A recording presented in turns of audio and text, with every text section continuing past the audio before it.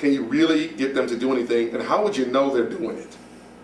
Well, there are ways in Twitter to actually measure response, to measure your results. And one of the services, which was Hootsuite, is a way to measure your results. There's a way because you have to know if your tweet is even doing anything out there. And here's what a lot of people will do. Have you guys ever heard people say, I'm going to retweet that? You heard that before? Well, retweet that simply means I'm going to tell other people that. But if no one does anything, what just happened? What just happened, everybody? Nothing. So it's fine for people to retweet, but if nothing ever happens, then was it really worth the retweet at all for you? You always got to be thinking to yourself, if I send out something, I'm wanting certain things to occur. And you've got to be able to be honest with yourself and measure that and say, did what I want to occur? Now, a lot of people started tweeting it, but did what I want to occur? So it's always about measuring your activities out there. One of the things here is this: find people with targeted audiences. So if you're inside of Twitter, here's another example of it. If you have a health product, health and food, and you're into health and wellness, and you said, well, where do I find people that are into what I'm into? Has anyone here ever heard of Whole Foods before? Mm-hmm. They have all the people sitting there. Their faces are clearly in your face. It's not like they can hide their list. Their list is there. If you've got something on health and wellness, then probably people that are shopping at Whole Foods that love Whole Foods may have a high probability of being interested in it. That's where you would find them. So you got to think about what you're offering, what you're selling, and say to yourself, what are the networks out there? You know, where are people tweeting about what I'm interested in? What big entities are promoting that already? You know, you can find businesses targeted that way. You can go to a service called Twello. Anyone ever heard of Twello before? Yeah. It's the yellow pages of Twitter. They're all business people in there, all B2B, all business people. If you were looking for people locally, there's nearby tweets, which you can actually identify people locally. So for example, I have a guy that owns a pizza place. Well, he knows full well that people are only going to go in 10-mile radius around for his pizza. So everything he does is local. Everything is locally isolated. He doesn't really care about any other place. Now, I live out in Carroll Stream, so he's in Bloomingdale. So he really only cares about a certain radius.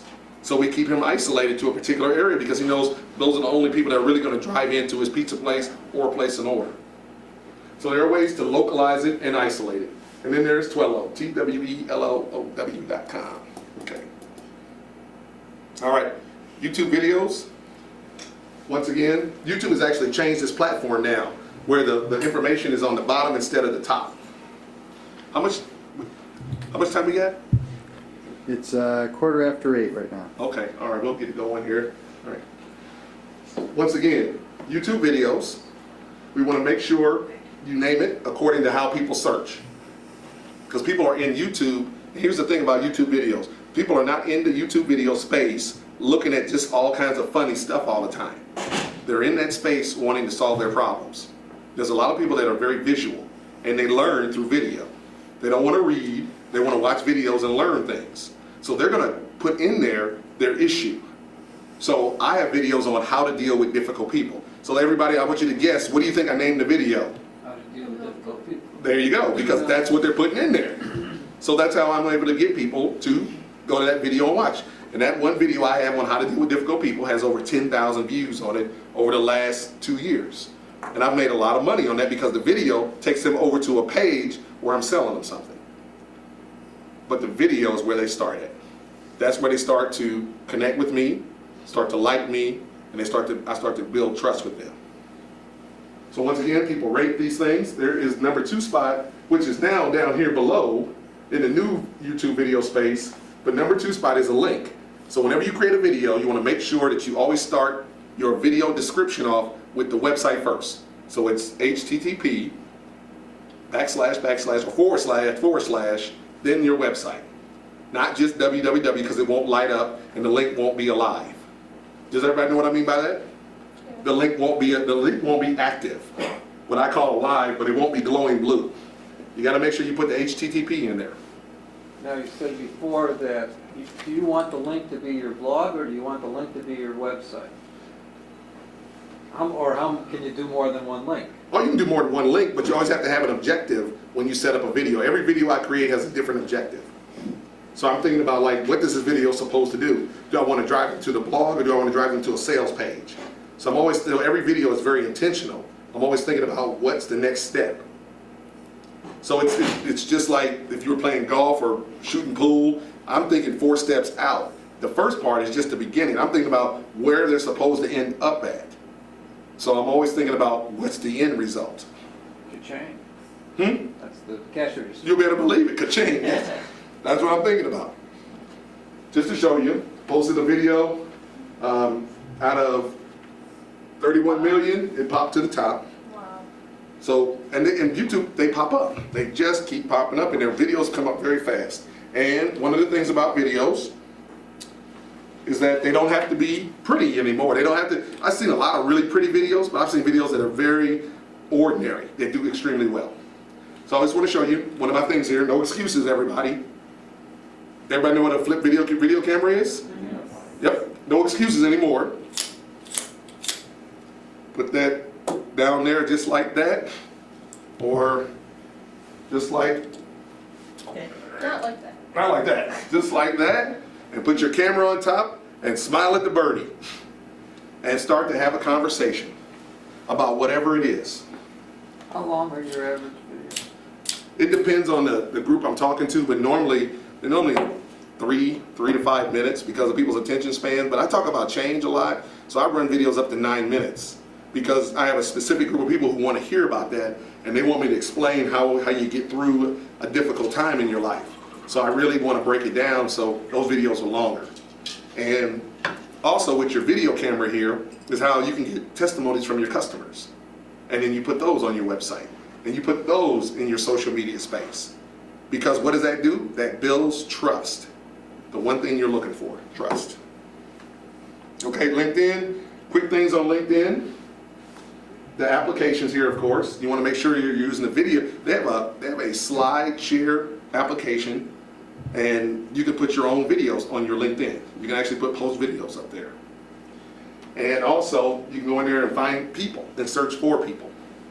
And if you're looking for a targeted business person, a director of, you can do that. I have a client I'm coaching right now. She is into the green industry.